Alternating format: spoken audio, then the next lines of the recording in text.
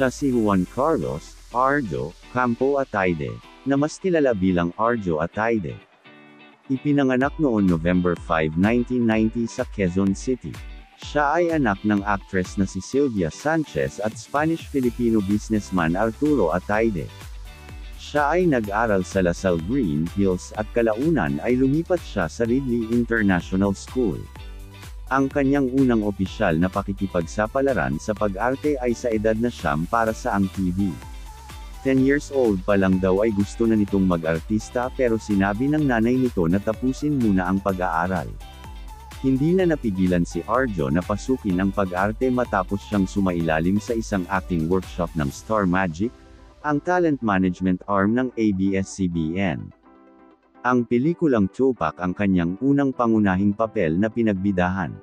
Ang proyekto ay dumating pagkatapos niyang gumawa ng kasaysayan bilang unang Pilipino na nanalo ng Best Actor sa 3rd Asian Academy Creative Awards noong 2020. Ang pagdadala ni Arjo ng Bagman Benjo sa web series ay naging epektibo kaya ipinagkaloob niya ang pinakaiginagalang na aktor mula sa buong Asya.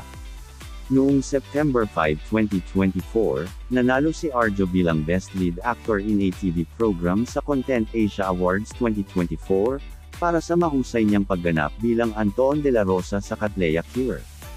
Nagwagi din bilang Best Actor sa FAMAS Award 2025. Noong 2022, tumakbo si Arjo para sa kinatawan sa 1st Congressional District ng Quezon City.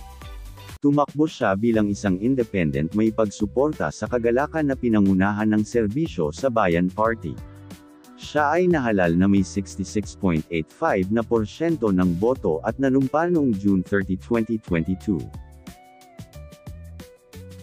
Si Arjo ay nagsagawa ng isang bagong hamon sa pamamagitan ng pag-venture sa mundo ng negosyo.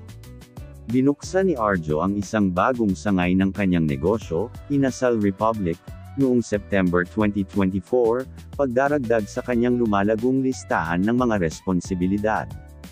Ang negosyo ni Arjo ay tinatawag na Inasal Republic, at nag-aalok ito ng chicken inasal sa iba't ibang mga sanga, na may isang kilalang presensya sa Quezon City at Antipolo. Nag-venture siya sa negosyong pagkain na ito bilang karagdagan sa kanyang karera sa pag-arte at pampublikong serbisyo bilang isang miyembro ng Philippine House of Representatives. Sa kabila ng kanyang busy na schedule bilang isang pampublikong tagapaglingkod, ipinahayag ni Arjo ang kanyang pagnanasa sa kanyang bagong pakikipagsapalaran at ipinaliwanag kung paano niya namamahala ang kanyang oras sa pagitan ng kanyang iba't ibang mga pangako. Ipinaliwanag niya na ang kanyang inspirasyon ay nagmula sa kulturang Pilipino, na nais na lumikha ng isang bagay na inaasahan ng mga kapwa Pilipino. Nagsimula siya sa Inasal Republic at kung bakit siya pumasok sa industriya ng inasal, hindi lamang ito isang malaking industriya, ngunit dahil sa kurso na pinagkakatiwalaan niya ang produkto. Baka sa susunod na taon, magkakaroon sila ng 15 hanggang 20 na sanga. Mayroon na itong malaking bahay kasama ng kanyang parents. Noong 2017, matapos silang umalis sa isang subdivision sa Ortigas ay lumipat ang pamilyang Ataide sa isang bagong exclusive subdivision sa Quezon City. Ang lugar ng sala ay nagpapakita ng isang modernong matikas na apela tulad ng nakikita sa mga napiling piraso ng kasangkapan at palamuti. Ang isang semi-abstract na pagpipinta ng National Artist for Visual Arts Arturo Luz ay nagsisilbing focal point sa lugar. Ang envy-worthy kitchen ay mukhang diretso sa isang cooking show.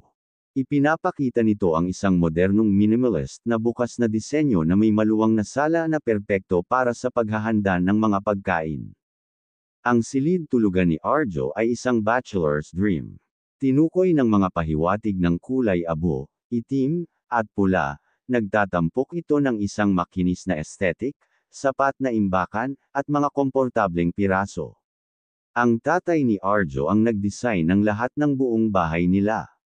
Naipakita din ng kanyang inang si Sylvia Sanchez sa pamamagitan ng YouTube ni Karen Davila ang kanilang napakalaking bagong Mediterranean-inspired mansion with an elevator na ipinagawa at ang kanilang rest house. Maraming mga sasakyan at motorcycle ang aktor, noong 2023, binigyan ito ni Maine ng isang brand new Toyota Land Cruiser regalo sa kanilang kasal.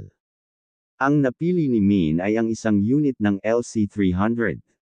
Batay sa disenyo ng grille at ang kulay na iyon, binili ni Maine ang mas mahal na Z Extreme, na may halagang 5.7 milyon pesos. Ang ina ni Arjo ay ipinakita din ang pag-aari ng beachfront property na rest house ng pamilya at iba pang mga pag-aari tulad ng isang malaking yate, small boat, isang jet ski sa isang interview ni Corina Sanchez.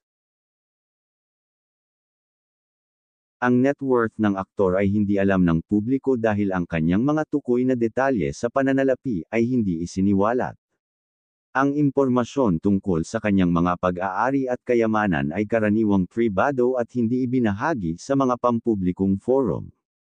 Ngunit nakakakuha siya ng kanyang income sa pagiging celebrity, endorser, investments, mga negosyo at bilang politician na nagsilbi bilang kinatawan para sa 1st District ng Quezon City mula noong 2022.